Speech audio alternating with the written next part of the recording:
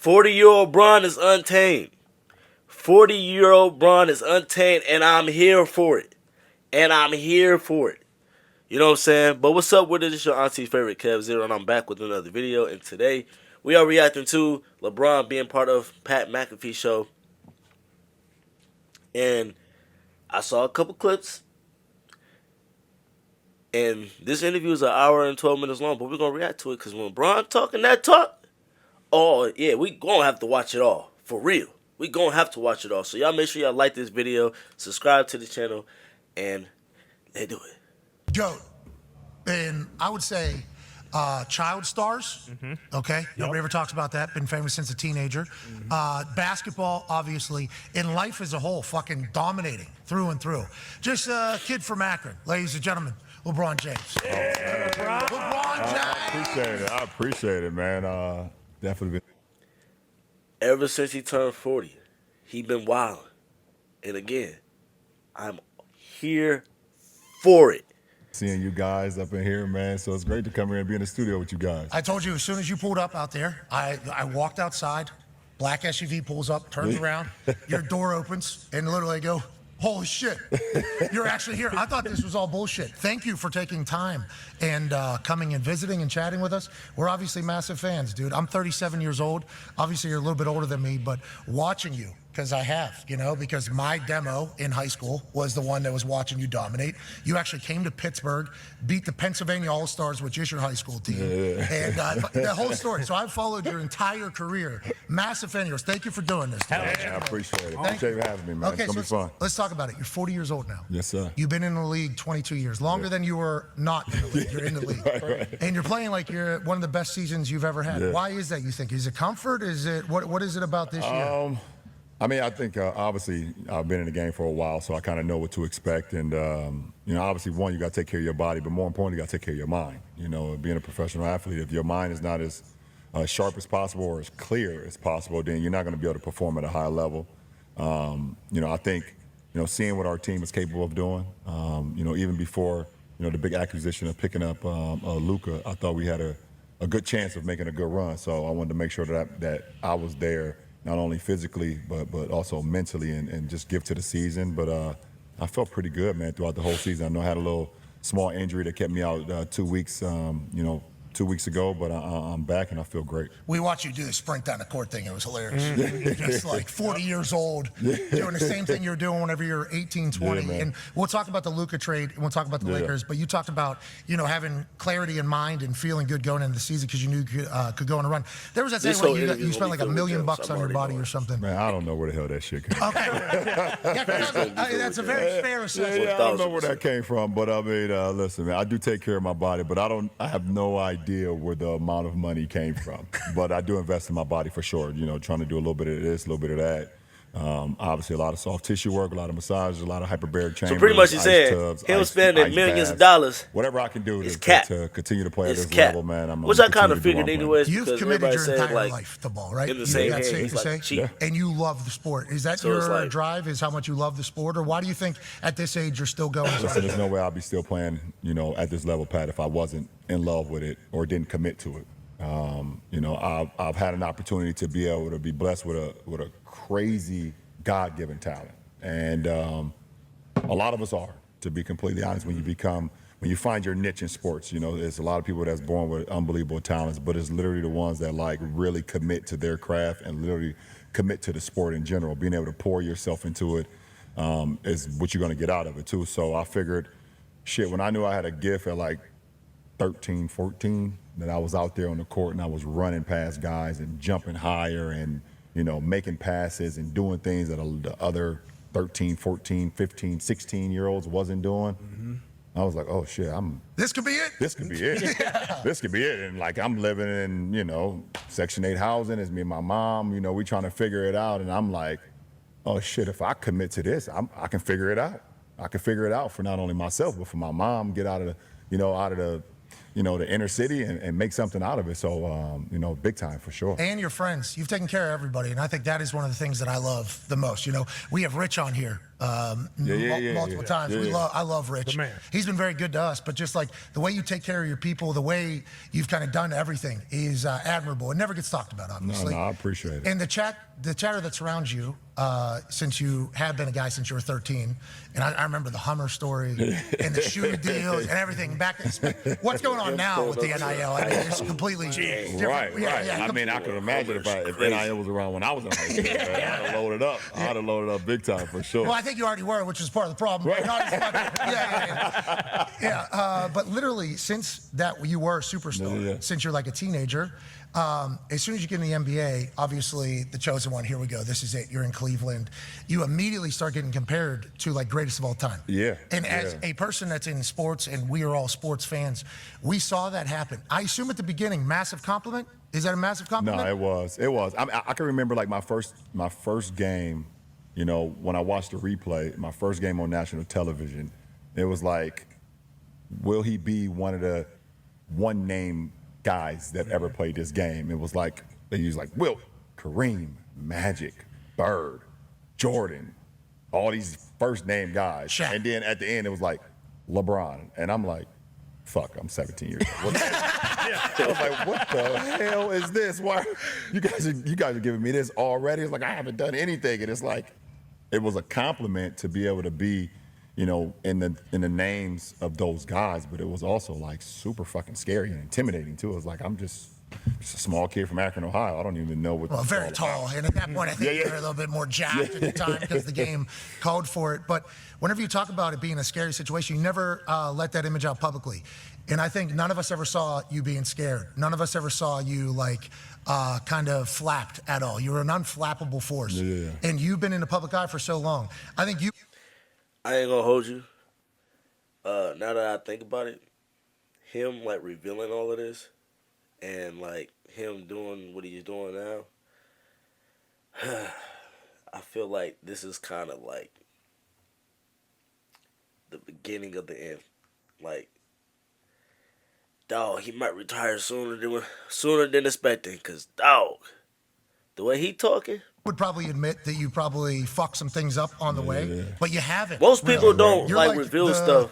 And I said it earlier, child star, like most retired people, or especially you talk about Section 8 housing, at the end coming of from the nothing to everything, being in the public eye, at some point that is going to collapse a human. Yeah, for sure. For you, it feels like it hasn't. And there's been a lot of things said. There's been a lot of fires that you've been put into, either you walked into yourself or thrown into.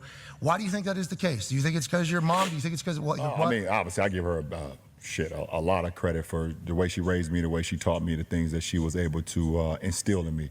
It was also me just looking at her, the way she moved and the way how determined she was to be able to make my life better, even with the circumstances that we were growing up in. So I give her a lot of credit. I have some little league coaches too that taught me about not only just playing the game and teaching me the game of basketball, but also being a young man, throughout my small adolescent years. And then just like, to be completely honest, like I didn't want to fuck my opportunity up. I knew that the statistics for an inner city black kid to be able to be in a position that I was in, especially from my hometown, it never ever happens. Never. It never. Never works out either. And imagine somebody who's like 6'8", 260, 275 out in the corners, gang banging. Just picture that real quick. It's like crazy. It's like, dude, what are you doing here? for real. Never happens, and if it does happen, it never works out. It was a. I mean, I want to throw him under the bus, but the only inspiration like we had was like Jerome Lane, the guy who like dunked and shattered the backboard that played for Pittsburgh. He was from Akron, Ohio. Like we saw that, and we was like, oh shit, that's an inspiration. And then I went through high school, and all my boys know this too. Like I went through high school, and we was playing against the inner city kids because we went to an all Catholic high school, and fucking Jerome Lang was like hating on us. I was like, oh, this motherfucker, like he's back in Akron hating on us, like going against us. And I'm like, oh shit, you was like our only inspiration. We like looked up to you, and I was like, you know what? I can't fuck this opportunity up, man. If I get the opportunity to make it, I got to do what I have to do to put my city on, to represent my last name on my back, man, my family, my friends, and also like it's sport. You know, sport has given us so much. I mean, I look around here. I mean, fucking baseballs and NFL helmets and basketball jerseys and like luchador mask. Like seriously, like a putt thing. Like seriously, like it's given us so much. So like I couldn't mess the opportunity up. Well, you've done. Hey, I think you figured it out. Yeah. You've done good. Even lifelong Now we'll see what's left. relationship. You know, now the That's like conversation number is one how for me, many too. years he's going to play. You If look I, like you if I probably still play see my forever. friends Debo to has a this day, question for we you. Facts. like So, kinda always on that reminisce and like note, talk about and those good one of the times. things people got on you about was when you went to Miami. You said you go to Miami. I know some great things behind that as well. Me, lifelong Miami Heat fan, I loved it. But what was it like coming down there, winning your first championship, and what was that kind of load lifted off your back? You talk about being amongst the one-name guys. Championships obviously got to come with that. So what was that like going down there and getting that done? Yeah, I mean, listen, my aspiration was a lot bigger than just, you know, winning MVPs and, you know, being an all-star and, you know, whatever all the individual things is. Before I even got to the NBA, I've always won. And it doesn't matter which level you win on. If you're in a winning environment, that shit carries on throughout the rest of your life. My first year ever playing organized sports, I won a Little League football championship that year, and then backed it up with a basketball championship, undefeated season. My second year, we did the same thing, you know, and I was league MVP in basketball and football. Through middle school championships, through high school, I won 3 state championships. You know, like I was just always born winner, and I knew how to win because of the culture that I was around. I knew how it was supposed to be done. And at that moment, you know, my 7 years in Cleveland, I had some good years, obviously, some great years. One, was able to take the team to the NBA Finals. I was 22 years old. I had a moment in Detroit where I went insane, 25 straight, 29 out of 30, you know, and took a team that you look back at our roster, you're like, what the hell? How was that even possible? There's a lot of those, brother. We don't want to dive into all of them. You were at the finals like 45 straight years. You know what I'm saying? So like, but it got to the point that final season, I was like, I've maximized this potential. Yeah. I've squeezed all the juice out of this damn lemon here, and I know it. And in order for me to get to where I want to get to, I have to make a choice for my career going forward. And Miami was the best choice, you know, at that moment. I felt like it was the best choice for me. You know, the conversation I had with D Wade, had with Bosh, had with Udonis Haslem. You know, D Wade and UD had been there. They had 1-1, had beat Dallas. They had been in some big you know, playoff matchups with Detroit, where Detroit beat them and then they beat Detroit, you know, and things of that nature. And then you look at the big four that Boston had. You know, everybody talk about the big three, but Hold on, before we go any further.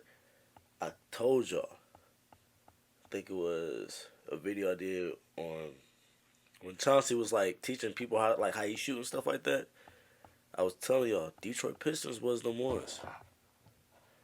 Was the ones and forever will be the ones. Detroit beat them and then they beat Detroit, you know, and things of that nature. And then you look at the big four that Boston had. You know, everybody talk about the big three, but everybody always decides that for some odd reason that Rondo wasn't as great as Rondo was. Yeah. It's always just the big three. He's from Boston. Not me. No, LeBron always saying they say that. the big three, but fucking Rondo was when he was a dog. Sure. He brought it all. He made it all work with those guys because Ray wasn't bringing the ball up. You had Ray flying around. You know, you had Paul when he get it at a certain spot, and Paul was a killer. And then you had KG was anchoring the defense, and also, you know, you throw it to the low post. But they all started with the mind, and that was with Rondo. So for me to go down to Miami, man, one, it was a terrifying experience for me. You got to think, I don't know a lot of people know, it's the first time I ever left my hometown. I was 25 years old. You got mad. My first 7 years, even though I played for Cleveland, I still lived in Akron. You know, so for 25 straight years, I was Awesome house. You had an awesome house. We've seen that. That's a great house. Yeah, so I'm comfortable. That is my comfort. My comfortability is being in Akron, Ohio. You know, I drive, 30 minutes to Cleveland, I play my games, and then I shoot right back down to Akron, and I'm good. So for the first time, it's like I've always used the analogy, like I felt like this was my college moment. You know, I didn't go to college, so like going to Miami was my, moment to basically get out the house with my parents. You know, I was going off to college, and I learned a lot, man. And shit, 2 championships, 4 finals appearances, you know, 2 more MVPs, you know, and things that I can always look back on and say it was a hell of an experience. And you guys were the Heatles. You know, that was, you guys were selling out everywhere. Yeah, for sure. Well, while we on that, you mentioned you didn't wait, and I forget which one of them it was, but they told a story about Pat Riley fucking with your cookie. Yes. That's real story? Is that a real story? No, it's a true story. Okay. It's a true story. Now, like, Rouse wasn't like, it wasn't like Rouse was on the plane and I was about to get my cookies and Rouse snatched them out of my hand. You know how stories can become a little bit, they kind of build to Sasquatch at some point. Yep. But it was. I mean, there was a time where everyone knows I love chocolate chip cookies. It's like my my biggest vice. Is it specific? No, it was literally the plane that we were getting on. The ladies on the plane were making chocolate chip cookies. Oh, homemade. Yeah, so they knew. Wow, man. Yeah, so they were making them and bringing them because we had the same ladies all the time. You know, it was a party of 6. You know, they were rotating every time. They knew I love chocolate chip cookies, so they would get on. And I would. Hey, soft with a little crispy edge. Oh, perfect. Yeah, perfect. And I would get on, and they already knew. They'd bring me 2 cookies, and I'll get the gambling with the guys, and I got my cookies, and we good. And then one flight I got on, I looked at them, and they looked at me, and I'm like, oh, that look didn't look familiar. And I asked him, I was like, he was like, no, we're not allowed to, no more cookies on these flights. what? And we all know where it came from. I looked at D-Wade. D-Wade looked at me. He was like, basically, without even saying, he was like, fucking Rouse done it again. Rouse strikes again. I was like, damn. Like, So what was it like down there? Because they talk about the Heat culture and Pat Riley and obviously him just saying no more cookies. Yeah, they be it's LeBron's cookies. I don't he don't give a fuck. One thing about Rouse, he don't give a fuck about nothing. Listen, if it ain't about that heat shield and covering that heat culture, he don't. I mean, we see what's going on now. I mean, well, not anymore, but we see Jimmy and, and it was at one point where even I left and it was time for D-Wade to get paid and he didn't want to pay D-Wade and D-Wade left. I was like, when that happened, I was like, when Wade County had to leave and go to Chicago, I looked at the cookie situation. I was like, oh shit, maybe it wasn't that bad. I was like, okay. Yeah, I was like, okay, fuck it. I mean, D-Wade's millions and my cookies, I was like, okay, maybe I made it out safe. I was like, okay, it wasn't that bad. Let's talk about the cultures, because Cleveland, you talk about at the beginning of your career, feeling like you had to go to Miami. You obviously do that. You go back to Cleveland, win one. Hey, man. We're hometown. That parade was bananas. Yes, sir. And then obviously out at LA, what is it about JJ Redick's culture that you have felt, experienced, and obviously a couple games have not won, but 4th in the West still on a playoff push. What is it about JJ Redick and his culture, or what you guys have right now that you like? I think the best thing about JJ is that he's just a great podcaster. Yeah, he is. Yeah, he is. We learned a lot, brother. One of the best. You guys were talking about when fucking doubles here, then we round here, then we go under this. JJ, he's just a podcaster that for some odd reason became a head coach and all because of me. It's just the weirdest thing in the world, and those conversations have died down. But no, I think one thing about JJ, man, he bleeds the game and he breathes the game of basketball every single day.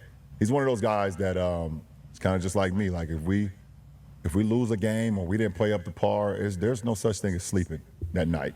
There's no such thing of sleeping into the next match, into the next game.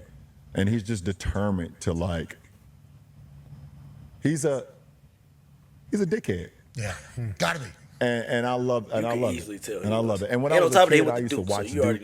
Now I realize it. I hated Duke when I was growing up. And then when I got a little older and I started playing with Coach, I started matching up with Coach K. We played with I played with him for Team USA. And then I was like, okay, I see why he's great. I see why he's great. I see why I hated JJ Redick. I see why I hated Shane Battier. And then Shane came over to us in Miami and helped us win a championship. I was like, I see it. Yep. He's like the greatest guys / dickheads that you ever meet. Is that all from Coach K, you think? JJ has a lot of Coach K in? Absolutely. Absolutely. He's just, he's meant for it. And there's just some things that can't be explained, but when you got the it factor, it's just like, oh yeah, Does he still shoot ever? Does he ever still like that? Absolutely. Yeah, absolutely. Absolutely. He'll let us know for sure. Yeah, okay, let's talk about a guy who made a shot the other day in warm-ups that was, I don't know how, it defied physics, I think. Luka, he did this He did the shot Yeah. up over. From the complete opposite. Yeah, and then I don't know how that works, actually. Like science, I don't know how. But then he'll do one off the fucking Jumbotron. Yeah, here it is right here. Here it is right here.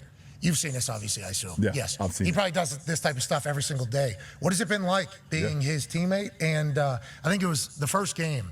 There was, you guys were calling it up or whatever, and you looked at Luka, and it was a big deal because you said, you don't change a damn thing. We'll change for you, actually, is what you said, and then broke it down. I think it was a big deal for people to hear you say, but also, obviously Luka as well. What has it been like, and why do you guys have such good chemistry? I mean, his name is Luka Magic for a reason, and you see that. You see his play on the game. He's a very transcendent player, and if you talk about that moment. You got to think. I can't put myself in his shoes because I've never been traded before, but I can have a sense and be a human being to know you commit to a franchise for 7 years and you feel like, this is the place where I'm gonna be. This is my comfort. I talk about my comfort before I went to Miami, and then which is crazy and why I see why a lot of people, like a lot of Mavs fans, is like upset about that whole situation because even when you hear, especially growing up, like that organization took care of their players, their coaches, all that. It didn't matter if they were struggling. It didn't matter about none of that. Like straight up, it didn't matter about none of that. Like, you know what I'm saying? You see with Dirk, you see with Jason Terry, you see with J. Kidd, you see with Juwan Howard, you see with Eric Dampier, you see with a lot of those guys that put on that Mavericks uniform, and they took care of them. They took care of him. And it's like legit, like they say it's family oriented. They care about you and everything. Mark Cuban, when he got Kyrie, he was like, yo, like we rocking with you. Like you family. We gonna take care of you. If you go through anything, you're not gonna go through it by yourself like he did with Brooklyn. Like, nah, like we gonna be sitting there right next to you. You know what I'm saying? And even players that especially players that leave and sign somewhere else, they always say it wasn't the organization, it was just they just offered us more money. But if we had a choice, we would stay in Dallas. So for them to like trade Luka, yeah, like you'll see a lot of fans is like, yo, we don't do this over here. Especially because Mark Cuban sold the team. So it was just like, yo, like we don't do that over here. No, we loyal over here. We are straight loyal. That's why they're dealing with what they're dealing with now. Out of nowhere, bam, you just get traded. I don't give a damn where you're going. It doesn't matter who you're pairing with. That's a shock to your system. Oh, yeah. It's a shock to your system. And even though he was ready to play, that moment I feel like that had to be said because he is still that guy. Mm-hmm. In order for us to reach our potential, he has to be that guy. He has to fit out, and we'll figure it out. Let us. Especially for the Mavericks to like talk down on Luka too. Like, yeah, we know he a defensive liability, but it's like they was like talking down on him. They was shitting on him. Like, for real. Like, just like, oh, he was out of shape and man, we focus around we care about defense over here. And it's just like, wow. What's that dude named? Nusic Nurkic or whatever? No, that's not his name. Whatever the GM dude name is, it's like, yo, you wildin'. You wildin'.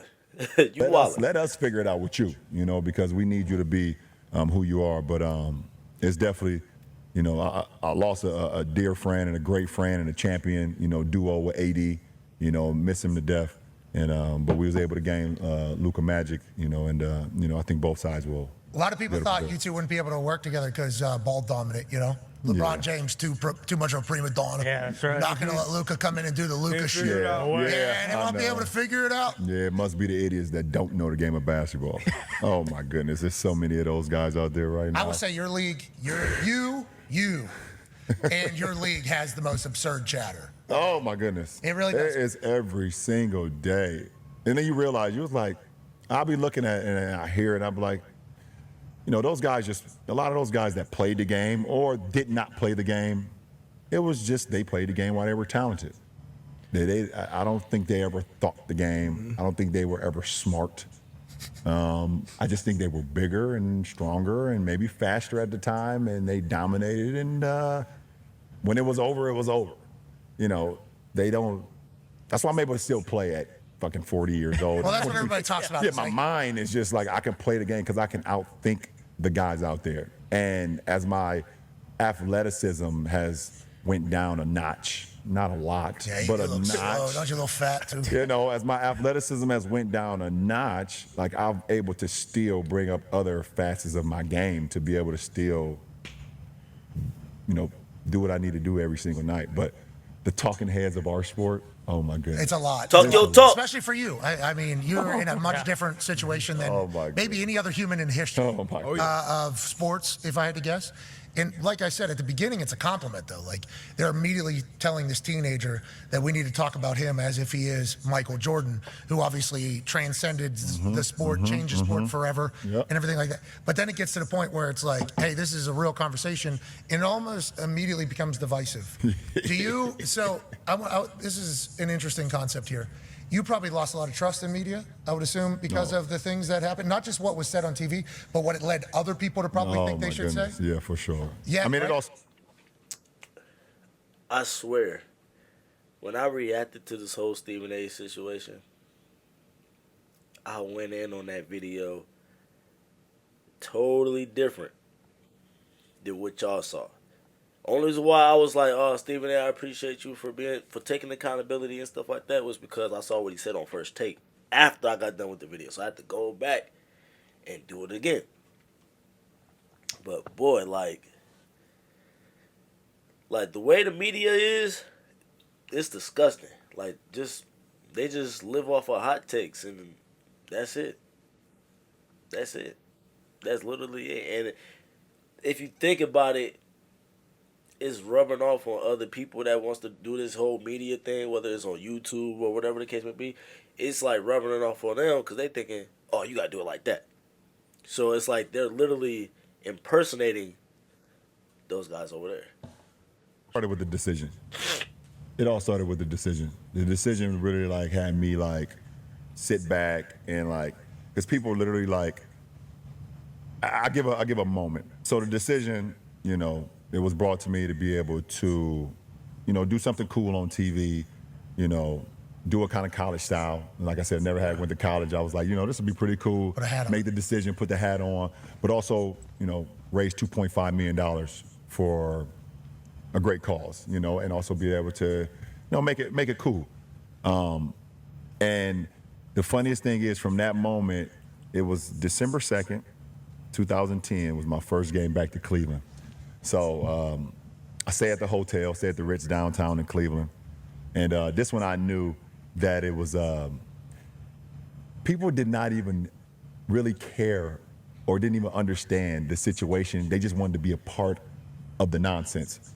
I hit the elevator to go downstairs to the bus, catch the bus, to go over to, I think it was the Q, the Quicken Loans Arena then. And the elevator opens, and it's two guys, random guys on the elevator. I don't know, you guys can always pull this up. They used to have these FUKLBJ t-shirts, black t-shirts, red letters.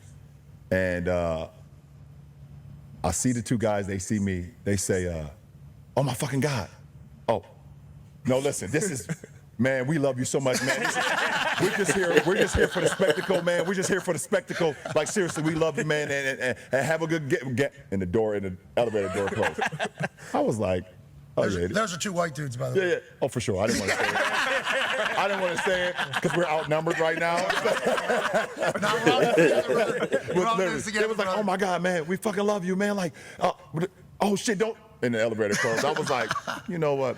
This is all part of the spectacle, and it's about to get haywire. So the decision, you think, is whenever the conversation kind of changed a little bit about you? Yeah, because they just needed something. They needed something. Everything was so positive, you know, and I gave them no reason to make it negative. Yeah, it wasn't fucking up. But they needed anything. You know, I'm doing everything I need to do on the court. I'm not out on the streets. I'm not being caught in all the bullshit that doesn't respect the game and respect my craft. It was like, oh, you decided to. Even though they try their best to say that he be taking PEDs and all the performance enhancement drugs and all that other stuff, and it's like, even people vouch for it and said, bro, no, he take care of his body, and he's also blessed to play this long. Go on TV and make a decision for your career. We got you. We got it. We finally got it. We finally made a little chink in the armor. We got something. We got something. It's selfish. Oh, it's selfish. Yeah. You selfish mother. Yeah. And then that caught a little bit of fire, right? Because a lot of people don't like seeing people that are successful in anything, especially if somebody is taking happiness from them and their team, which you were doing, obviously, with the Cavs. And then that just got, you're saying from that moment is when Yeah. until, which leads obviously to you and Stephen A. Hey, legit, that feels like a moment that had been brewing for a long time. He's like on a Taylor. That's actually funny because I did see. I haven't seen what Bron said, but what I have seen is Stephen A. posted a video saying LeBron stop the lies after he literally said the last week he was done with this whole situation after talking about it like in 4 or 5 different occasions. But he posted that. Which I'm like, nah, ain't no point in me watching it because all you gonna do is like tell the same story, like, or even that try to go personal. Which, obviously, on Instagram and stuff like that, they post clips of him saying like, if he would have rolled up on me or swung, I would have swung on LeBron. And then that's when like LeBron and other people like laughed at him and posted his boxing clips and stuff like that, which was funny. But yeah. I could tell this is the moment. Which leads obviously to you and Stephen A. Hey, legit, that feels like a moment that had been brewing for a long time. He's like on a Taylor Swift tour run right now. Oh yeah, yeah, we're watching it. We're all seeing. Oh yeah, you're seeing it as well. He literally, it started off with, I didn't want to address it. Yeah, sure. Hold on. Taylor Swift.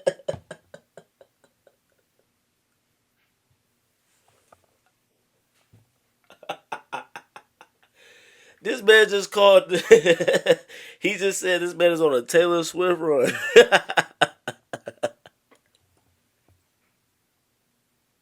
This man talking about Stephen A. Swift. Hey, no, that's crazy.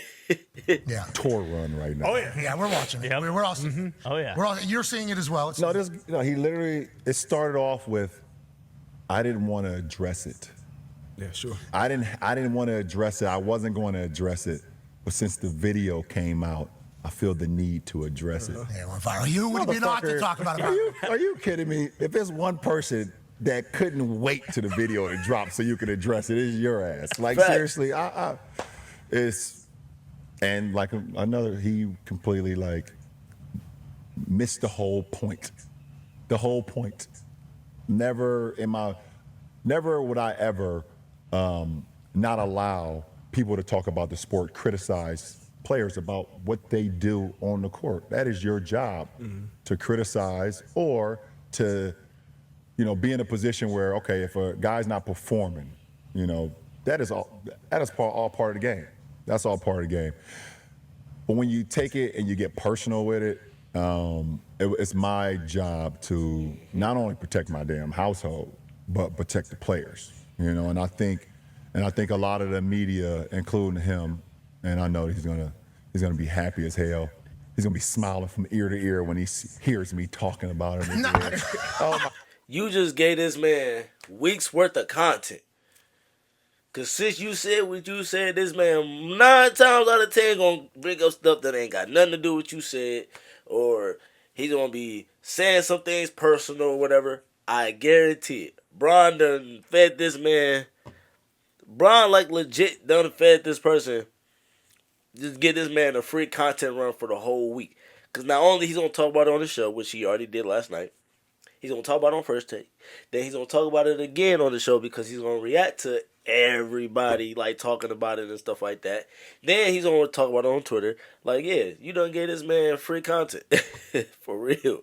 God, He's gonna get home and grab some ice cream out of the fucking freezer and sit in his chair in his tighty whities on the couch. I hope at some point you two do get a chance. Yeah, like, But you're relax, bro. Like, relax. Bro, is really like, rapping. Seriously, just, you know. How do you feel Talk about the way the about game is tidy covering whities players? and a tight Because this t-shirt. is a big topic of conversation with the NBA. We have Tyrese Halliburton, who comes through. We love Tyrese. Oh, he's the man. Tyrese loves you too. by the way. Tyrese is great. Love that guy. So Tyrese gave me the heads up, like, hey, LeBron coming on your show is a massive ordeal because, like, everybody in the NBA, like, does look up, like, LeBron is our guy. Like, I think Pat Beverly told the story down at the bubble whenever everybody was like, we need to take a stand and yada, yada, yada. And then I think he was the person who went up and said, hey, you, if you're fucking playing, we're all playing. If you're not playing, we're not playing. But I think that's how everybody in the league feels about you. So congrats on that, by the way. man, The respect amongst your peers. No, for real. Sure. To have the respect for my peers, that means a lot. And I carry that, man. And I take that with a lot of responsibility because there was too many years went by when players did not have an opportunity to just speak and their voices to be heard or allow the narrative to get so much outside. And that's why I'll say the pandemic, even though it's like a negative to it, is also a positive to it. And in the sense of like the sports world, it allowed a lot of players, from former players to current players, to really tap into the media to where they had a conversation amongst each other, tell their stories and all this other stuff, and that transitioned to covering the game and everything like that. And I think that's what helped change like the game in terms of media for sure, for real. Of sports, like if I miss a game winner, or if I don't show up in the finals, you know, like I was supposed to versus Dallas in year 1 in Miami, you can say whatever the fuck you want. You know, I should have been a lot better. I know, but like, don't take it to, you know, my household or take it to what's going on and other guys. Like I seen something with Embiid where a reporter came into the locker room and started speaking about, like, I think his brother or something. Like how weird is that? Like, that's so weird. Like, why are we taking it to that point? And And we're taking it to that point because people have gotten too comfortable. I think people in the media have gotten too comfortable, especially with our sport. They got too comfortable where, you know, back in the day, like for sure, you would never bring up Charles Oakley's brother. Charles Oakley will smack you through his brother. Yup. Straight up. Because the league pretty much is like holding the players to a like, it's like y'all getting paid millions of dollars to hoop. Like we're paying y'all millions of dollars to hoop. So it's like, I wish you would swing on somebody. You're a professional. You're supposed to be handling yourself as such. I don't like. It doesn't matter. Not saying we don't care, but we expect better from y'all. We expect y'all to be the bigger person every single time. And it just the media knowing that is just, they cross that line every single time. It's like freely. They, like he just said, they get comfortable crossing that line. So it's like, you know what I'm saying? And you get stuck like, dang, I really want to smack the fuck out of you, but, excuse my French, but it's like, I really want to smack you, but I already know I'm gonna get criticized for it. Like, they gonna say, I understand, but you were in the right, but it's always when it comes to my situation, and yet you still you don't get penalized for it. You know what I'm saying? Or criticized for it. Straight up. Bernie Maxwell. All right. Yeah. Mad Max, like his name was Mad Max for a reason. It wasn't because he picked you up 94 feet. It was because if you said something about Mad Max, like he's gonna separate your jaw. And there was no repercussions from that. Like they got to the point where they knew, like, oh, you know, these guys can't really do anything to us anymore because there would be a fine, suspension, and, you know, or don't embarrass the league. Yeah, and don't embarrass the league, or you know, you now here come your sponsors, they're coming after us or coming after you, and they're gonna be like, what are you doing? Like, that's when they decided they could, you know, they thought. So the conversation about old school basketball is a real thing, like because that's the new narrative now. Is like it's a nostalgia issue. Like a lot of people who grew up in a different era of basketball and get introduced to basketball, they're gonna like that era regardless of no matter what happens in the future. You've played through what now? 3 years. Yeah. 3 years. Yeah. Back whenever Kuzi was doing no-look pass. Yeah, for sure. Yeah, the first ever no-look pass. Yeah, cool. Kuzi. Yeah. Oh, I think I seen this clip Hey, too. he was an I think exciting this is white, the part wasn't where he he? He brings was up an how exciting Giannis white. scored. He was Kuz one had of the game. Kuz had game for sure. Boom. Yeah, Kuz had game. Yeah, but we're Kuz had watching game. these highlights, and I'll speak for you. For that era. Exactly. Thank you. Hey, you don't have to say this. Yeah, for sure. No, I'll say this. Yeah, game for that. I grew up in Pittsburgh, so we didn't have an NBA team. So I was more NHL guy, but I would watch the Lake Show at night because I couldn't sleep. So Right. I did know the NBA, but not like I didn't follow it as closely. When I watched The Last Dance, I was watching a lot of highlights, and I was watching people dribble a ball like this. And I was like, I don't know how that works in modern basketball. Yeah, I think you guys have played a couple different sports. I think there was a Kuzi era of sports where a no-look pass, holy shit. Then there was an era where people were starting to get like nasty. There's some more. Yeah, you had some Pistol Pete Maravich. He started coming in and started, getting a little bit nat. But then the ball was hitting off guys' heads and stuff. So they looking at him like, ugh, what are you doing? Like, never see those lowlights though. Only see the Like, make a highlights. simple pass. The only bangers survive. Then obviously Jordan comes in and transforms everything. Him dunking from the foul line, massive deal. They made a whole fucking brand off it. He's flying. Now kids are like dunking from the 3-point line in high school. It's like it's just like the game has evolved so much. I think. But there is like a nostalgia combo that takes place with you guys, this modern era. Yeah. Do you feel that? How do you address that? No. I definitely feel it, and I think we just have to recognize that evolution is just a part of life, man. Like, shit. You look at the Hummer from the 1970s to the Hummer of today. It's like you're gonna be like, okay, you might be nostalgic about it. You loved it in the 70s, but do you really want to drive that every day, right now in 2025? You're gonna get out the car and your goddamn neck and your back is gonna be hurting so bad. Like seriously, you're gonna be hurting so bad. You're gonna be like, okay, you know what? This might be just a Sunday chill car. Like I drive it up the street, get some ice cream, come back home, but I refill can't. it because it gets 2 miles. Yeah, exactly. I gotta just start it up, let it just crank the gas for about 2 hours just to make sure it's still running. But like we have to understand that there's players and eras and things of that nature. Like we get it, but like you watch some of the NFL games as well from the 70s and the 80s, and you got like Jack Lambert and those guys coming through like completely decapitating people. Murder. Ronnie Lott tore his pinky off and then went to the sideline. Was like, just tear the rest of it off. I'm getting back out there. Like I get it. Like those are nostalgic moments, but like the game is different, and we should respect all eras in that era. We can't be saying okay. And that's another thing I want to say too, because a lot of people been in the comments, like whether it's on posts or videos or whatever, from like since yesterday. And a lot of people are analyzing the game, pretty much like journalists who admire the game from the 80s and the 90s and stuff like that. People have to understand, the people of today did not start the disrespect. Like, my favorite era of basketball is the 2000s. From, like, 2000 to 2010s. Like, that's my favorite era of basketball. But what I sit here and tell you, people of today did not start the disrespect. The OGs and the journalists and stuff like that, they started that. The players from back in the day and all that, they started the disrespect. Because they was the first one from saying, yo, this era is soft and this era is so buddy and all this other stuff. And they've been saying that for years while nobody from today did not say a word. But then when you got guys like Anthony Edwards saying what he's saying, Bron just said what he said, it's like, all right, now, like, come on. Like, even KG even said, like, bro, we got to stop disrespecting the game today and appreciate it and respect it. You can have your favorite eras, but we got to stop disrespecting these kids today, and we got to, like, admire them and respect them and just, you know what I'm saying, and just enjoy the game of today. Like, evolution, like he said, is a real thing. It's going to happen. You know what I'm saying? The things that happened back then is not going to happen now, and vice versa. So it's like, because Wilt was great in the 60s and 70s, that he'll be great now. And we also can't say that some of the guys now will be great. It is what it is. Respect that era and we move on. But the whole, every single day that he's better, he's not better, he wouldn't. You trying to tell me Giannis wouldn't be able to play an NBA game in the 70s?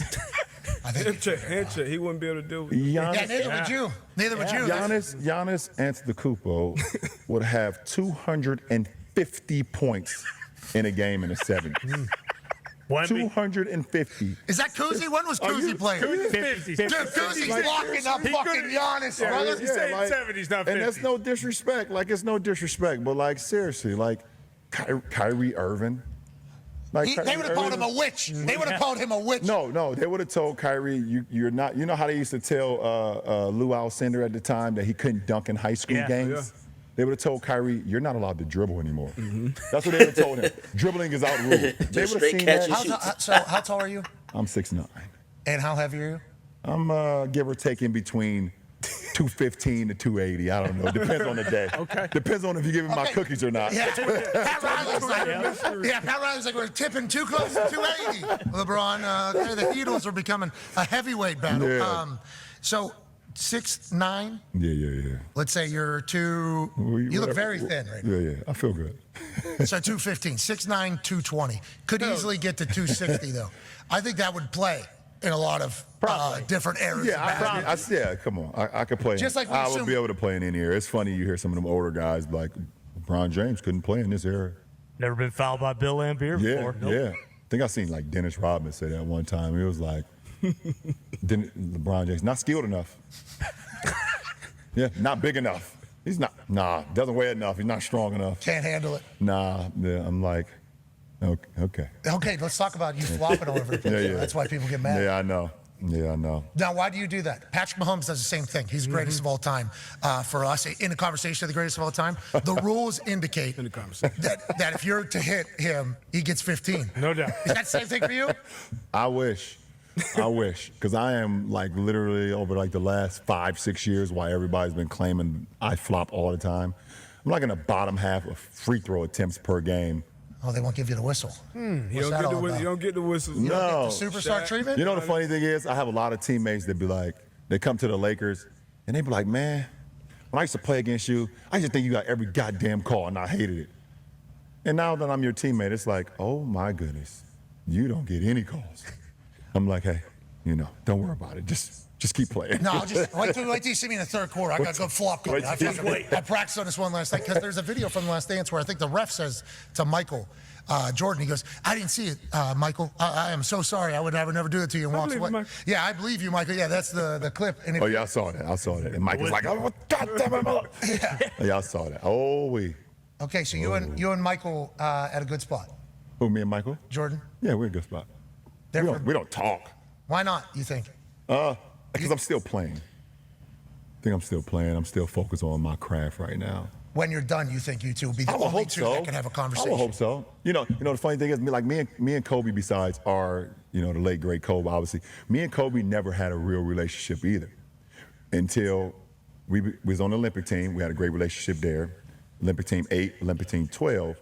But it was always competitive between us. We were always like, I was on the East Coast, he was on the West Coast, and it was like, even though we never, I fucked up one time in 09 and didn't beat Orlando, and I think it was 09, didn't beat Orlando and didn't get him an opportunity to play him in the finals. But like, and until I became, which by the way, that was being heavily pushed though.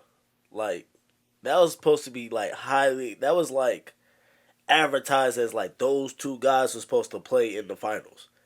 You know what I'm saying? Dwight Howard talked about it too.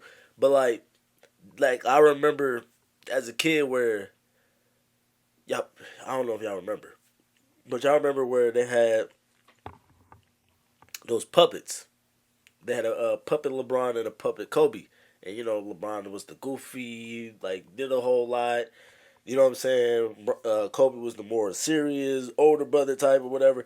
So they were supposed, they made that because they were supposed to, not only they was battling between, who's the best in the league, but they were supposed to play in the finals in 09 for real.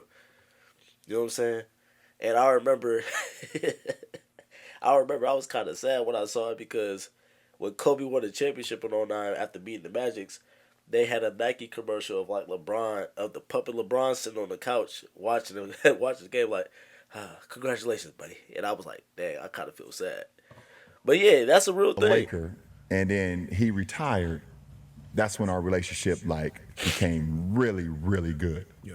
He welcomed me, called me bro, anything you need in LA, I got you. You're a Laker now, you family, and we would have multiple conversations. He was obviously, you got saw him coming to a lot of games and things of that nature, and when I passed him in the scoring record in Philly, you know, I think he had a tweet out there like, keep on going, like, keep transcending the game, keep going, like, and that shit, like, meant so much to me. So, like, I think it's because I'm still playing, you know, and MJ's, we all know MJ. Even if you don't know him personally, he's one of the most ruthless competitors there is.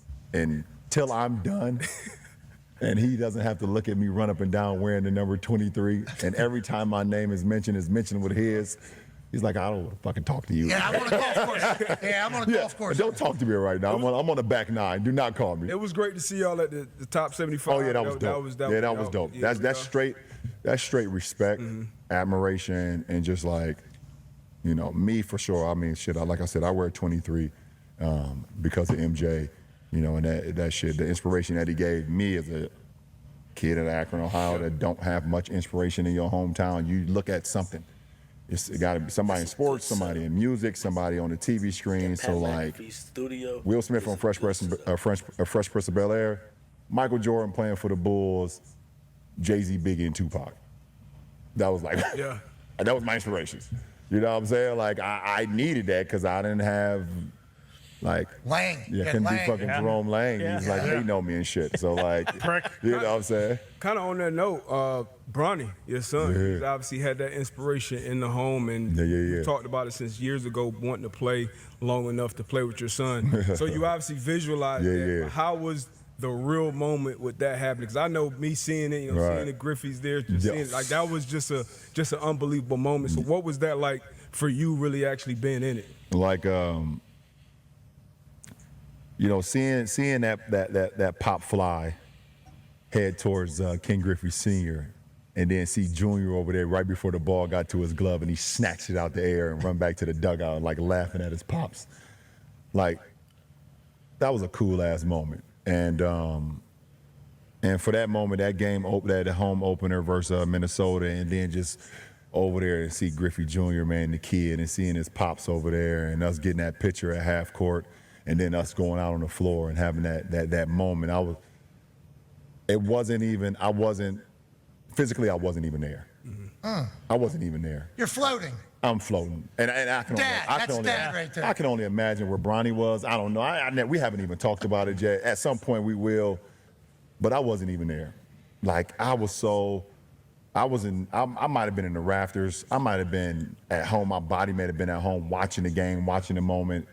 I completely was not there, and but damn, that was an unbelievable moment, man, for me to be able to like have that dream, be able to speak it into existence, for it to come to fruition, for my mom and my wife and my daughter and my youngest son to be there. It was like, you know, I started thinking about everything from what the hell he went through, not less than a year before with his he almost died? His cardiac arrest, man. That came out of nowhere, seemingly. That came out of nowhere. It was a birth defect that quite honestly, if he never played sports or he never like started to become, you know, strong and run fast and all those stuff, we would never have to worry about it. But as he got stronger and things of that nature, it was just something inside his heart that, you know, was just pounding at his heart and pounding at his lungs that, unfortunately, we had the incident. And thankfully, you know, a lot of these kids we've been seeing a lot lately in sports, not only in basketball, but in football. Yeah. And unfortunately, we was able to catch it. And to all the families out there that haven't had the opportunity to catch their kids before it gets to the point where they're not here anymore. Like, to see that happen to Bronny and for him to be able to play that same year after that happened, you know, at USC, and then less than a year later be drafted by the Lakers, and then in that fall, we go out there together. So that's why I wasn't there. Yeah. Like we walked in together, but I was not there. That's a dad moment. That's really cool. Yeah, People forget, you know, you're only one name now, LeBron, but you're still a human too. And I assume for sure. You know, your baby boy. Yeah. You know, get a chance to experience his dream. Then obviously that led to the thing with Stephen A. talking about him and how critical everybody has been of Bronny. And I think that's a pressure that a second generation star has on him. Yeah, for His sure. whole life he's had that. It feels like he is very, I mean, he's like a 55-year-old, it looks like, the way he kind of handles it all, and I think you've even said that as well. Yeah. But how about his development? We had Rich Paul on the day after the draft. Yeah. Yeah, man. Because there was a bunch of rumors about Rich Paul was telling teams, hey, you draft him, we'll send him to Australia. Like, there was a lot of those types of things happening. Allegedly, the Suns were involved. There was a chance they could get you, but he ends up with the Lakers with you. Yeah. And obviously, it's a whole storm. Like, LeBron James is bullying, blah, blah, blah, blah. Everything, the way it always goes. Of course. This guy's not good enough. This guy's not this. And he does start out a little bit rough, NBA-wise. Yeah. But now, I mean, he just dropped 39 last night in the G League. Yeah. I think he had like a double-double or something. He had his best game in the NBA last week. Yep. He's obviously getting better and better. You have to be loving every moment. And how proud of Bronny are you for what he's going through? And listen, for me as a dad, it doesn't matter if he never scores, ever. For me as a dad, I'm just super proud of him, period, as a young man. For me, as a mentor and as a teammate of his, and that wants to see him thrive because I've seen the work he's put into the game, I am super proud of his development to where he is now. From the moment that, he was drafted in June of 2025 to us being now in March of 2026, his development is skyrocketed, and I just think I had a good friend of mine, who went through a cardiac arrest as well. And he told me that,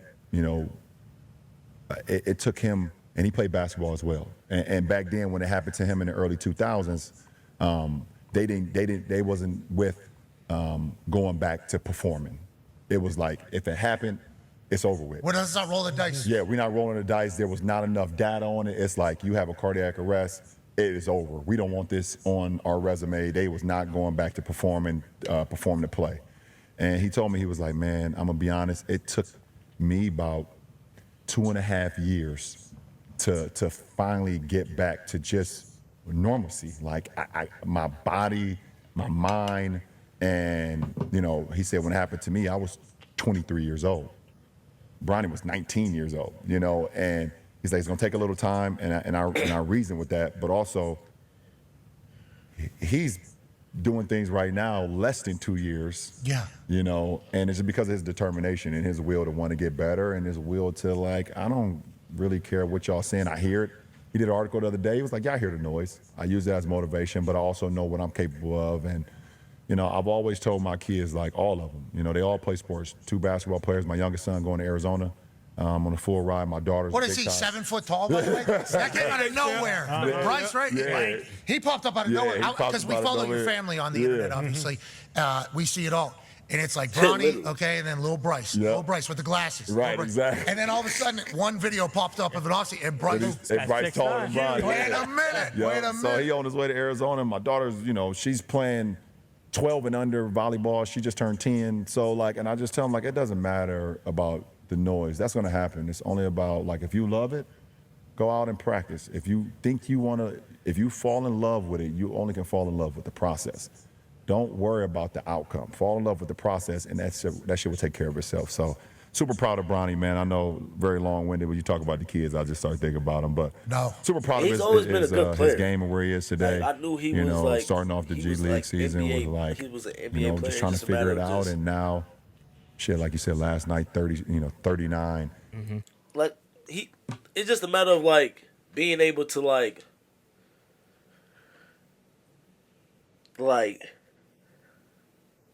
your confidence, pretty much just going out there hooping, trusting in the work you put in, and just, just going out there hooping on muscle memory. You know what I'm saying? Because obviously, I'm sure it's gonna happen to everybody. If you get a chance to play in the NBA, that's a huge thing. So it's some people might deal with it differently. Some people might go through the process differently. But you're gonna have moments where you get out there and you're gonna just overthink instead of just playing the game that you know how. And that was the thing that I feel like he needed to get over, is just don't overthink, just hoop. That's it. That's all. So I'm glad he out there hooping and proving to everybody And more than anything, when I talked to him, he was more pissed off at the technical free throw that he missed more than anything. He's like, I could have had a 40 burger.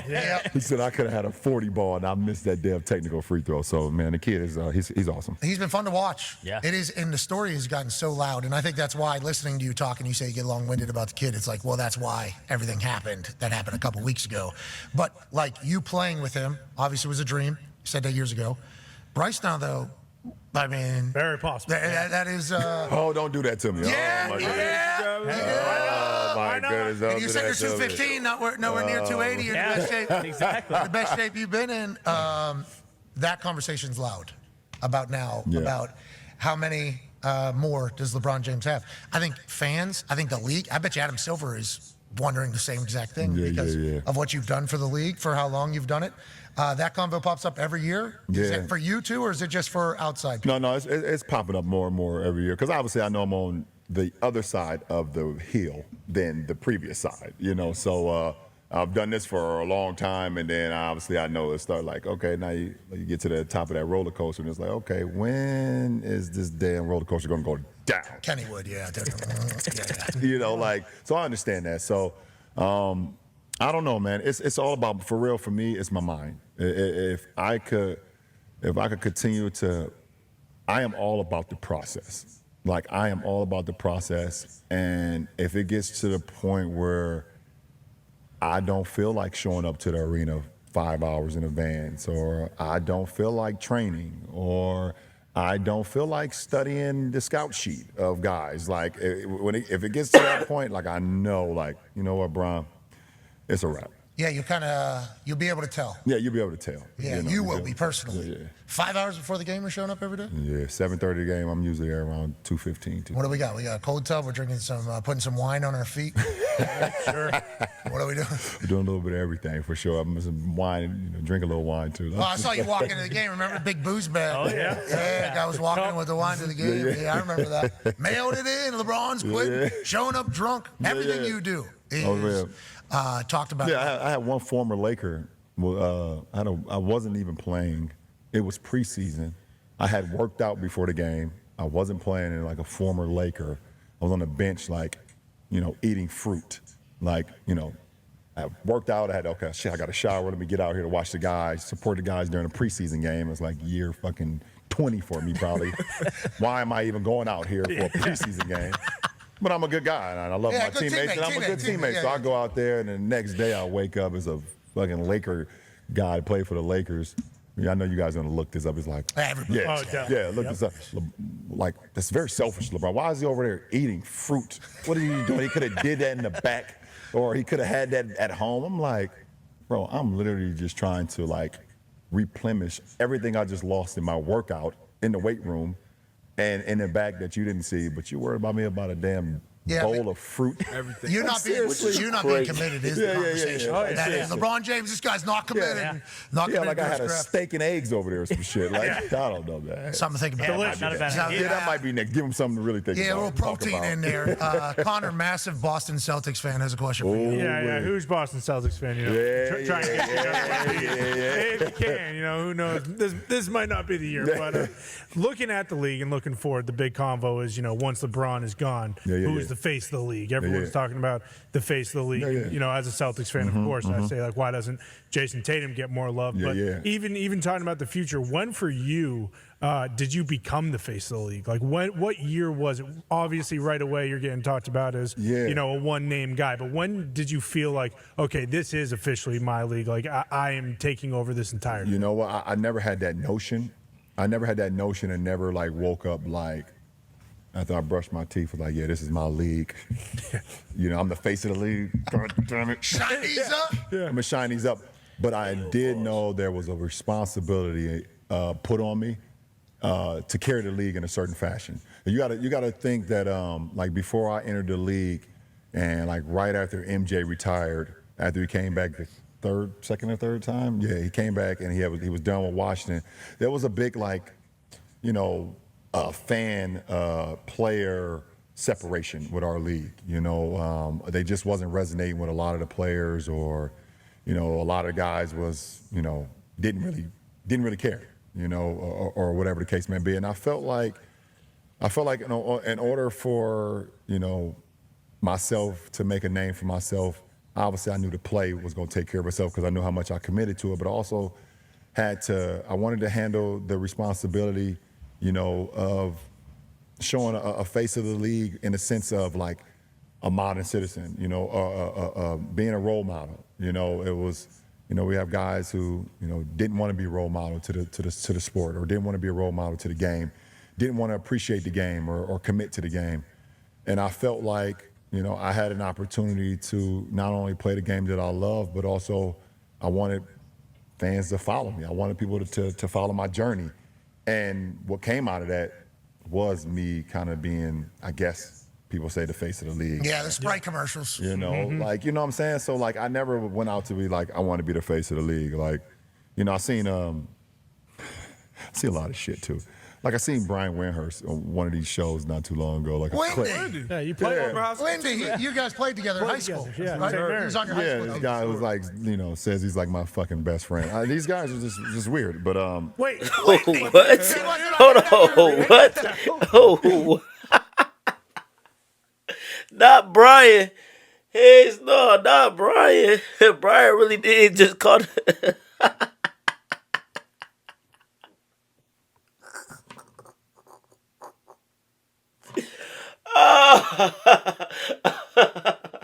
Oh, snap. Brian done caught a bullet. says he's like my fucking best friend. These guys are just weird. But Wait, Wendy. Isn't that your? Ain't that? That's not real. Yeah, he was our enforcer, huh? knew it. Yeah, he went. So he went. Hey, I say that's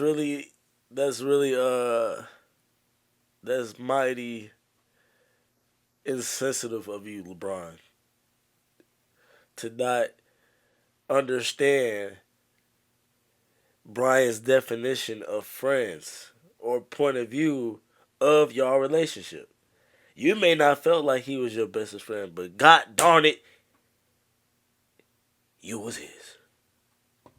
Shame on you, Brian. Shame on show you. and say, like, oh, don't let LeBron fool you. Like, he wears number 23 because of Michael Jordan. Okay, that's a fact. He signed with Nike because of Michael Jordan. It's like, no, the fuck I didn't. I signed with Nike because I got a hell of a signing bonus, and they gave me a 7-year, $90 million contract. And I moved my mom out of the hood the next day I signed that contract. Like, and ultimately, my whole thing is like, what do I want to wear off the court? It's like, I want to wear fucking Nikes. Like, I want to wear Jordans. I want to wear pennies. I want to wear Bo Jacksons. I want to wear Air Maxes. I want to wear, like, so. Primes. Like, like, what are we talking about? So, like, I knew there was a responsibility for sure. Like, listen, man, during the ball drop, during the lottery drop. Merch that Brian Cleveland got the #1 pick. I just don't think that was. What a coincidence! Don't you think? Wemby with the Spurs. Oh my God! Let's keep LeBron home. You know what? Patrick Ewing to the Knicks. Derrick Rose to the Bulls. Like, I understand the assignment, guys. I had to make sure that, I had to do my part. I didn't want to be a fuck up. I just didn't want to be a fuck up, man. Like I said earlier in the show, like, no one gets this opportunity, man. It's 0 to none, and I couldn't be a fuck up. So that's what came with it. You've done a great job representing it all. Do you feel like we are at a phase, though, and you talked about before you got in the league, there was like a potential disconnect between the players and the fans. Yeah. Felt like that was almost starting to happen again until, I don't want to say, back half of this season feels like most momentum you guys have had in a while. Do you agree with that? Yeah, I agree with that. I agree with that. I think it's all just understanding. They didn't spark because of that trade. From a player perspective, and also honestly, we're getting closer to playoffs. Oh yeah, it's a long ass season, man. The difference between us and the NFL, man. There's so much excitement, but it's one game a week, and you get an opportunity to get excited, like when that Sunday, or you got Thursday night games now, and, Saturday, Sundays, shit, even occasion Saturday games. Christmas. It took Christmas. Yeah, it took Christmas from you guys. Christmas, like okay, it's like the fucking Grinch, like. But no, in all seriousness, like it's one game a week, so you like the excitement is there. So you have us, we just came out of playing 6 games in 8 days. 6 games in 8 days is like, oh man, and 3 sets of back to back. So. But the playoffs is on its way. The weather is getting better. the excitement is getting. You know, the crunch time is like, you know, in the West is, you know, you got 4 or 5 teams, 1 or 2 games from behind each other. You know, so I think that's the connection is coming back. Everyone loves it, and now you got March Madness going on in college basketball. You follow? Yes, sir. Which I'm upset about. No, I have to do a second chance. I don't follow, man. I don't do the brackets. I love the sport. I watch occasionally some games, but it's hard watching college basketball for me, man. Different sport. Yeah, it's a different what you guys sport. play? Yeah, it's a different sport from when we play, and you know, every time a kid drives, you know, a kid can just come out of nowhere and slide up underneath him, and it's always a charge. You can't do a Euro step; it's a travel. Well, Derek Queen, actually, Yeah. kid from Maryland. I don't know if you saw that. Gather step, I love it. Pick that ball, gather 1-2 off glass, game time. You know, and I just don't. You know, you shouldn't need 35 seconds to shoot the damn basketball.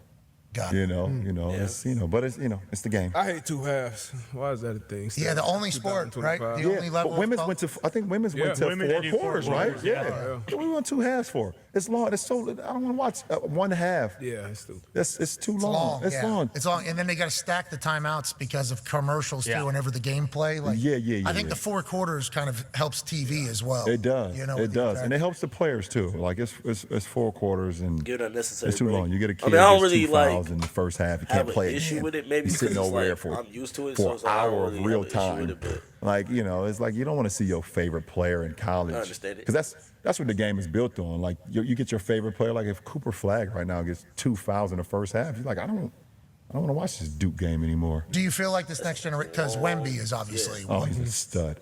he's unbelievable. He's unbelievable. But this is, I mean, Joker is also 6'11", whatever it is. KD obviously says he's not 7 foot. Feels like he is. And then he's always taller than everybody at the All-Star Weekend photos for some odd reason. But he obviously, whenever he came into the league, and I think Dirk also big shooter, but like the tall, multifaceted player is the next generation, right? Yeah, that's their inspiration. Their inspiration is, Dirk. Their inspiration is KD. Their inspiration are those guys who, like, you look at KD, 6'9" to 7 foot, depending on what he wants to tell you. That great handle, the smoothness, the be able to, shoot off the dribble and also be able to catch and shoot and be able to look silky smooth out there while being the tallest guy on the court. And they're doing koozie stuff. Exactly. and it looks natural. I ain't gonna lie. Like most guys that's like 7 foot tall and everything like that, doing what So KD does, it don't look KD's natural big at all. time inspiration to guys like Wemby, to guys like Cooper Flagg, who's coming in. You have a lot of these guys. So Chet has Chet as well. This Derek Queen kid, 6'10". Yeah. 6'10". He's in the. I don't know if you heard about him saying, "Give me the motherfucking ball." Yeah, I'm from Baltimore. Yeah, that is absolutely fantastic. I'm from Baltimore. One of my best friends from Baltimore, Carmelo Anthony. So I get it. I get it. Give me the damn ball, and he wanted the ball. That's what I told him in the conversation. I was like, Baltimore is one of the cities where if you give an answer on why are you a confident human, I'm from Baltimore. Everybody's like, oh, okay. Yeah, there's no follow-up question to that. Okay, got it. I got it. Ty has a question for you. So obviously you could play another 10 years if you really wanted to. I mean, it really Legit. does seem like that. But as you've gotten older, I mean, you have all this other shit off the court. You have the production studio, the podcast, all that kind of stuff that you're doing, all these different business ventures. How hard is it focusing on a lot of that stuff and not letting everything you have to do basketball-wise kind of suffer? Because I mean, you don't seem like the kind of guy where it's like you're going to start a production studio and just be like, fuck it, you guys handle everything. I'll attach my name to it. But, like, how difficult is that balancing those two? Because this is obviously some stuff that you seem like you're passionate about and you want to pursue. For sure. I definitely got some great people in place. My right-hand man, Maverick Carter, he's unbelievable at what he does. Huh? He's a dog. And the greatest thing about him is his ability to, create relationships that last long. And we've never been just one-off guys. Like, we want to be able to create partnerships, and not like endorsement deals. Like, that was like a thing of the past. That was something that we didn't want to do. So the trust that I have with him, I allow him because of I've been knowing him my whole life. And when you have that type of chemistry and you have that type of brotherhood and that type of trust, you allow him to do it. But also, he's always checking in with me like, hey, listen, this is what we have going down the pipeline, yay or nay. This is why I feel it would be beneficial to us. But ultimately, like, do you want to do it or not? So, like, in this instance, like, I got to the point where, you brought that up and, why I started, the podcast Mind the Game with JJ, last year. It was like there was a looseness of the sport being covered and how the sport should be covered. It had got away from the essence of the game of basketball, of why I fell in love with the game, why I teach the younger generation the game, why I am in the position, that I am in. And we have that conversation. Me and Matt, okay, I got what you're saying. Okay, let me go figure it out. And he goes to figure it out. So I learned so much from that show. I legitimately did. Now, obviously, looking back on it, it was just you interviewing JJ Redick, the Lakers, that entire thing. But I assumed JJ was going to become a head coach after that show, regardless. Because the way you guys talked about it, to your point about never hearing it be discussed like that, legitimately, as a football person, as another sport person, never played basketball, whenever you guys were drawing up plays and like why you do this and debating on how to cover and all that, I felt like I got smarter as a basketball fan. So first of all, I'd like to thank you for that alongside JJ. That. And also, congratulations, season 2, Mind the Game. Season 2. Wow, it's back. I haven't clapped all night, but I'm going to clap on that. Yes, sir. Season 2, man. With? Steve Nash, man. Wow. Okay. The great Steve Nash, man. So he's been a coach before, obviously, and obviously he's played a long time in the NBA. I had one chance to interview Steve Nash, and I learned about him in real time. And I think he played a lot of years. Yeah, for sure. Legend. Let's see, whatever. No, it's Tuesday. It's Tuesday. I looked at him and I said, "You played blank amount of years?" And he goes, "Yeah." I go, "Holy shit, man!" Yeah. I literally learned it in real time. Legend out there. Absolutely. But also loves the game, obsessed with the game, which feels like why it could potentially be a great fit for season 2 of Mind the Game. No, absolutely. We're looking forward to it, man. We got an episode, 2 episodes in the bank. We're gonna get a couple more soon, and we're gonna just like continue to, preach the game, how it's supposed to be taught, how it's supposed to be viewed, and we understand that, some of the other things is gonna be said. It sells for them, but what we've grown to love, why me and JJ did it in the first place, why me and Steve are doing it now, is because this is how we grew up loving the game. This is what brought. Facts. That's a fact right there. That's a fact. And there was a point I was going to say, but I can't remember right now. Okay. Oh, yeah. This is the point. And this is why a lot of people in the media is intimidated and don't like the fact that players, whether it's former or current, is in the media. Because you got to think about it. They don't do what the people in the media do. Like I said, like do hot takes and all this other stuff. They don't do that. You know what I mean? The players don't have to rely on sources and everything like that. And the fact that they play, they already have that credibility. You know what I'm saying? Like people in the media, they have to talk about stuff.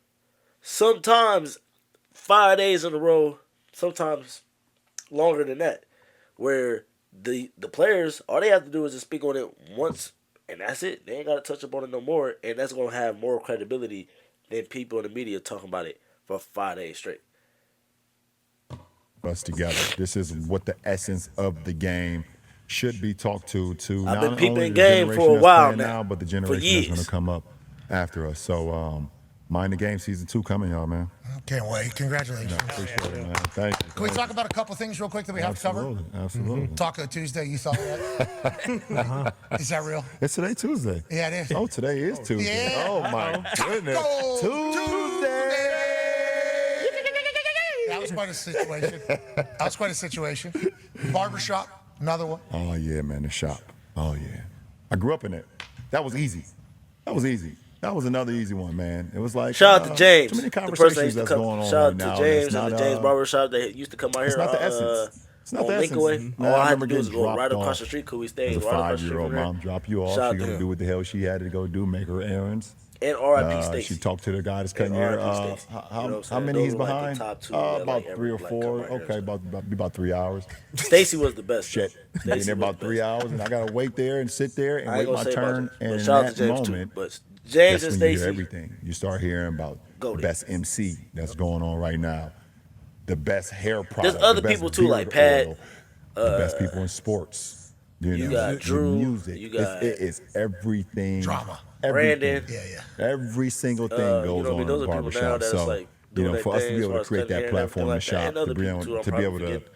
bring And on shout out to my bro all the Mario too, beautiful because he getting minds into that it too. But we've brought onto the yeah, shop, growing up, men and women. It's been a I pleasure, only got it's my been an haircut honor, and from we keeping that James thing going, or man, Stacey. because it's a comfort place. I went to the barbershop from when I was like 5 all the way through high school, and to be able to have that sense of like truth. It's the one place of truth where you can go out there and be like, this is who I like.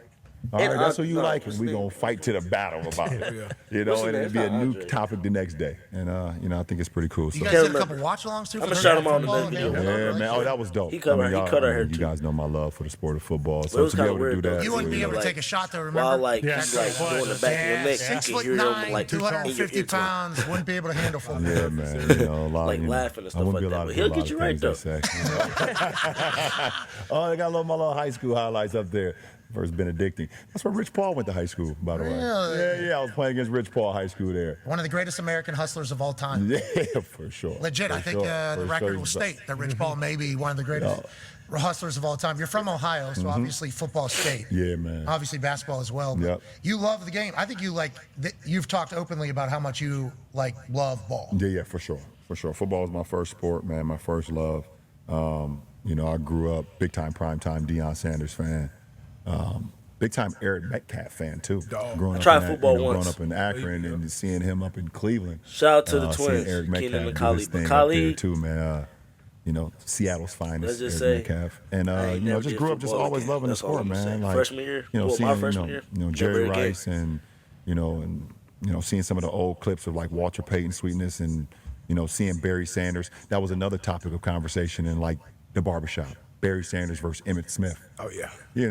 So you hear that conversation, And James, as a matter of fact, James had a Barry Sanders I remember poster my too. mom buying me a pair of Barry Sanders. He had like a whole sneakers. bunch of posters and stuff I like was that. like, oh, But man. I remember felt so quick. specifically. Yeah, I felt so quick. He had that Barry. Elusive as shit. And they was like, What he had? I don't know if they was one of the first teams. Obviously, I don't know that for a fact. What he had? He had the Muhammad. He had the heavyweight, the all-time heavyweight poster, the one with Joe Frazier, Muhammad Ali, George Foreman, all those guys on there.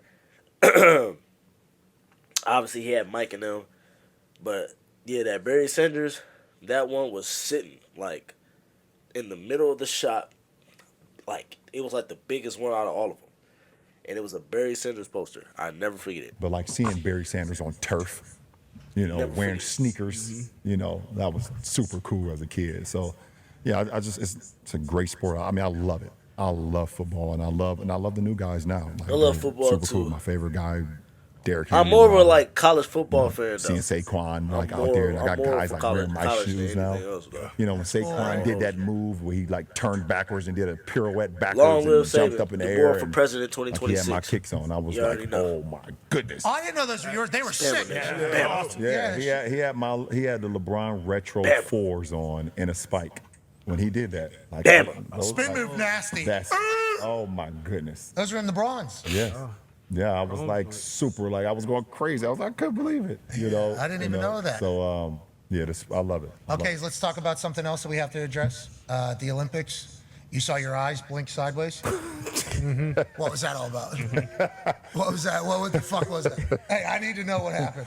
Is that always happen? Your eyes always blink like that, or is that just at the Olympics? I don't know. That was probably like my Michael Jackson Thriller video moment. When he went from like, he kind of turned into that beast of his. I don't know, man. I saw that and it kind of freaked me out too. Yeah, okay. I missed that. Yeah. Oh yeah. Okay, so you also saw it. Terrifying. You also saw it and thought the same thing everybody else did. Okay. Yeah, there was people like, oh my God, he's actually there in Paris and he may be at his home in California at the same time. This guy's not a human. Yeah, this guy's not human. Yeah, that's real. Yeah. That was a real conversation that was happening. Oh yeah. And I watched it a couple times. I was like, Hold on. I'll tell you what. I mean, The fucking eyes are interesting. I can't sit here and say that it was not real or was not real. We just leave it at that. Okay. We just leave it at that. Fair enough. Okay, when you think about the rest of the season and you think about this Lakers team, you guys will have success if what? Wow. Well, obviously, we could go without saying any team, health. Health. That's the most important for our team. We are not in a position where we can afford anybody to go down. And then after that, Luka, myself, and AR-15, we got to be all clicking at the same time. You know, and we know there's going to be games where, you know, that happens throughout the course of a playoff game where, you know, I may not be making my shots or whatever, or AR's not making his shots, or Luka might not be making the shots. But as far when I say clicking, we have to be in tune on what we got to do every single night, because we got to make sure everybody's in the right place every single game. You know, the playoffs is literally one possession to have you losing a series. You know, one possession can make you lose a series, and it's up to us three. You know, obviously I know my voice and what I command out of guys, that's going to be heard. Luka's play, some people lead by example, and the way AR, his affections play, we have to make sure we have everybody in tune, and because we know that our coaching staff going to give us the game plan. JJ's not going to send us out there on a wild goose chase. Nope, we're going to be, he and his coaching staff, they're going to make sure we know what the hell we need to do in order to get the job done, and then it's up to us to go get it done. You guys are going to mind the game. Yeah, right. You guys are going to mind the game. Plug. Season 2, Steve Nash. Season 2. Available soon. Hey, we can't thank you enough for stopping by. I appreciate it, man. Yeah, dude. Great Legitimately. man. You're appreciate awesome. you boys over there, man. I didn't know we were snapping after. I feel like I missed it. Yeah, when I found out you was a Celtic fan, I thought you were going to throw a beer on me. Like, what happened? What is that? Is that what's the Yeah, after I went for 45 in there, you know, that threw a beer on me on the way out. I mean, if you're still in the Heat, that's still a problem. But I also do have one kind of mythological, whatever the word is, question. You don't read those fucking books before the games, right? All those books. You open it to the first page, and then you don't read those fucking books ever again. Listen. I actually have finished those books. Oh, hold on. Like if you were to hold this. Hold on. People say you would say you read it. Mm-hmm. This is how. That's the art of winning. Someone take a photo. All right, take the photo, please. Pat, take the photo. Yeah, we got it. I'll take it from this angle. You probably read Rich's book. We got her. Yeah, first page. Wow, holy shit. Braun read it. And then that's it. That's it. I didn't even talk to you guys this whole time I was up here. All I did was read the whole book. Meteor Man. That's it. Meteor Man. Everybody might not know that movie, but it's a classic, by the way. It's a classic. So you get talk about the books, the music. Music's another thing. Yeah. Books, you see the future of music. Yeah. Acting, everything. Who's next in the music world if you had to give a prediction? Wow. Yeah, because we've heard you say, when I heard this guy, I knew. You know what? I don't know, man. I don't know. That's a good question. I literally go to when it comes to like the new generation now, this is the best thing about having teenagers as well. You can literally go to them and get the whole like the scoop. Yeah, the scoop. But I don't know, man. I don't know who's next up. But I do love music though, man. But I'm definitely been listening to it. I got ready for the game yesterday listening to Eric B and Rakim, man. Like I'm an old school guy too, so. But we'll see. Music and sports go hand in hand. So much. No, for sure. And, no question about it. Your knowledge of it has certainly been something that people have chatted about. Yeah, I appreciate it, man. Hey, you mind the music as well. That's right. And mind the books. Do you mind the game? Mind the tacos. Yep. Yeah, Tuesdays only on mind the movies. Yeah, mind the movie. As long as they don't take away my mind the cookies, we'll be fine. Dang. Pat Riley's Damn it, Rob. cookies. Yeah, The Heatles are done. Still love. The Heatles are done. This guy doesn't have any fucking cookies. It's over. it's over with. Still man. got Spo. We still got the look. We good. I don't know. People are saying the D Wade Kerr statue is now carrying on forever. It's a bad statue. I haven't seen it yet. Oh well, in person. You don't want it. I've seen it. I've seen it on. Yeah. I love my guy. Hey, when you get your statue done, just let's make sure it's a good one. Yeah, check it before. I'm not going to unveil it to the world. What do you mean? Got to. That's what a fucking statue is. No, fuck that. No. You're gonna put it in your bed? If I need to see it multiple times. Before we let it out. Yes. Because if not, that'll happen. Yeah. Yeah. What the hell? I mean, Wade saw his. He said. Yeah, he said he saw it. He liked it. Yeah, but I think he was just sticking up for the person. Yeah, him and his son Artistic expression. Good looked teammate. like they didn't like it. Yeah, he's a good teammate. I remember that moment. Yeah. Yeah, when he stood on the table. Well, if he, yeah. My shit. Yeah. All right, LeBron, we appreciate you. Ladies and gentlemen, yeah, okay, we're clapping. I'm clapping for y'all. Ladies and gentlemen, I'm clapping for y'all, man. LeBron James. Hold on. I'm clapping for y'all, man. I'm clapping for All right, y'all, man. Hope you guys enjoyed the Appreciate video. that. I appreciate You know what I'm that, saying? man. We had to Ladies react to and the whole gentlemen, one. LeBron We had to react to the whole interview. That was because obviously an you can't incredible get- honor to get a chance you to can't chit chat just with react to LeBron. like I hope you a had a couple chance to learn some clips things and maybe that's you it. never knew I mean, about. You can, but you Why don't you go ahead and use the hashtag *LeBronversation Come on. on X and let us know. And I gotta start watching more some of the Pat McAfee reactions shows. on the other I side. ain't, Shout out I ain't to gonna lie. ESPN. Because whenever I do break watch them, that we were supposed they're to have always about good. 25 So I gotta minutes start ago, watching this more long of it into for it. sure. It was unfiltered, But as always, unedited, and raw on again, YouTube, hope you guys enjoyed the video. Hit that ESPN like button, Plus and subscribe to the TikTok channel, Live, hit which you that can certainly notification go bell so you back be and check notified out. whenever I And drop. we can't wait to hear your thoughts on And it all. as always, We'll be back on tell the your other side. auntie, Be a friend, tell a say friend your boy something play. nice. It might change I'm out. their Peace. life.